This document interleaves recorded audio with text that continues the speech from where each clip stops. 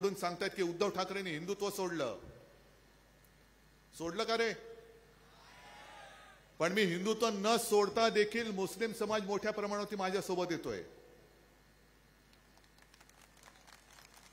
याचं कारण मी भारतीय जनता पक्षाला सोडलं.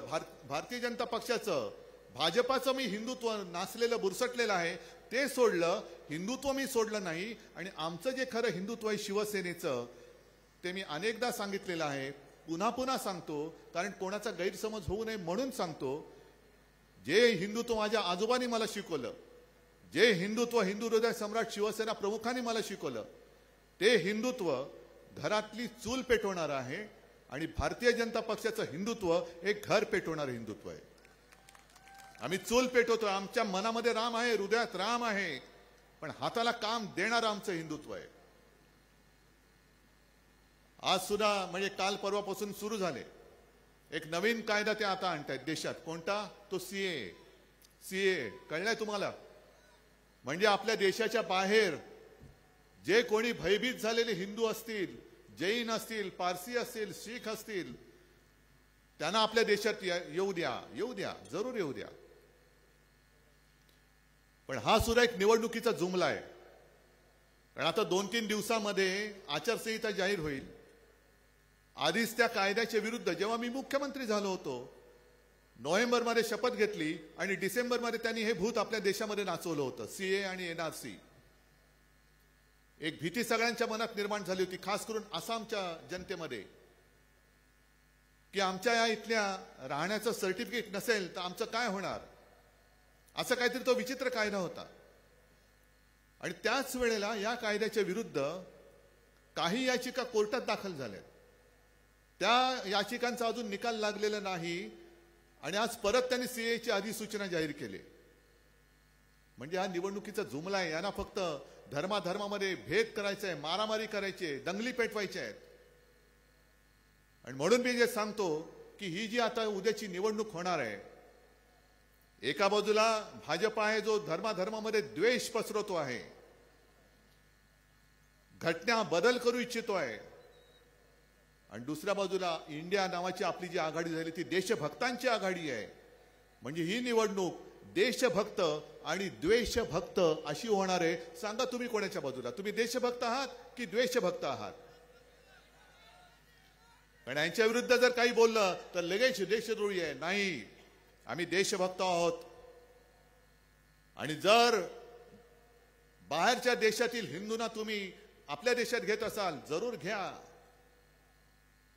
पण अजून देखील काश्मीरचं 370 कलम काढलं, ज्याला आम्ही पाठिंबा दिला होता. हो, दिलाच.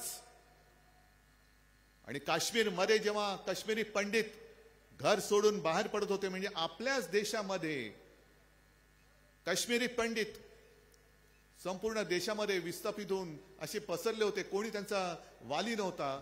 तेव्हा संपूर्ण देशात एकमेव हिंदू हृदय सम्राट शिवसेना प्रमुख बाळासाहेब ठाकरे होते. त्यांनी सांगितलं की महाराष्ट्रामध्ये या, मी तुम्हाला घर देतो, मी तुमच्या शिक्षणाची सोय करतो. कुठे होता तेव्हा सीए? मग आज तुम्ही सीए आणता आहात. काश्मीरी पंडित जे सगळे घर सोडून पळून गेलेत, 370 कलम काढून 3, 4, 5 वर्ष, किती वर्ष झाली कल्पना नाही. अजूनही काश्मीरमध्ये निवडणुका घेत नाहीयेत. पण जे घर सोडून पळून गेलेले, पळावं लागलेले काश्मीरी पंडित आहेत, त्यांना काश्मीरमध्ये पुन्हा सुरक्षित तुम्ही नेऊन दाखवा पहिलं, आणि मग या गोष्टी करा. मग सीए जर का आणायचं असेल तर मणिपूर पेटलेलं आहे. मणिपूरमध्ये काही हिंदू राहत नाहीत. जाती जमातीमध्ये जो काही आगडोंब उसळलेला आहे, ना तिकडे पंतप्रधान जायला तयार, ना तिकडे गृहमंत्री जायला तयार. म्हणजे पंतप्रधान समुद्राच्या बुडाशी जातात, तळाशी जातात, पाण्याच्या तळाशी जातात, पण मणिपूरमध्ये जात नाहीत. महाराष्ट्रामध्ये मत मागायला येतात, पण मणिपूरमध्ये जात नाहीत. काय मणिपूरमध्ये जे भयभीत झाले ते हिंदू नाहीयेत? बरं, हे सगळं बाजूला ठेवा. आत्ता हल्ली म्हणजे वर्ष 6 महिन्यामध्ये मुंबईमध्ये सुद्धा, कदाचित तिथे काढला असेल नसेल मला माहिती नाहीये, पण याच भाजपच्या चेल्या चपाट्यांनी हिंदू जन आक्रोश मोर्चे काढले होते. माहिती आहे तुम्हाला? हिंदू जन आक्रोश. आणि मी त्यांना प्रश्न विचारला होता की आता 10 वर्ष होत आली, तुमचे मोदीजी विश्वगुरु तिकडे पंतप्रधान म्हणून बसलेत, सगळ्यात जगातला सगळ्यात शक्तिमान माणूस देशाच्या पंतप्रधानपदी बसलेला आहे, हिंदुत्ववादी आहेत ना, मग अशा माणसाच्या राजवटीत हिंदूंना आक्रोश करावा का लागतो आहे?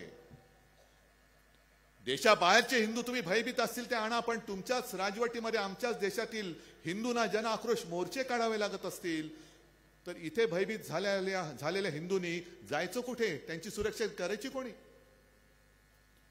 हे सगळं देश नाचवणारं राजकारण मी तर त्यांना भाडकाऊ किंवा भाडोत्री जनता पक्ष म्हणतोय.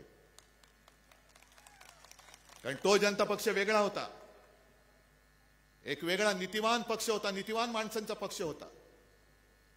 2014 साली आणि 19 साली आणि आता पुन्हा 24 साली मोदीजी इकडे येऊन गेले.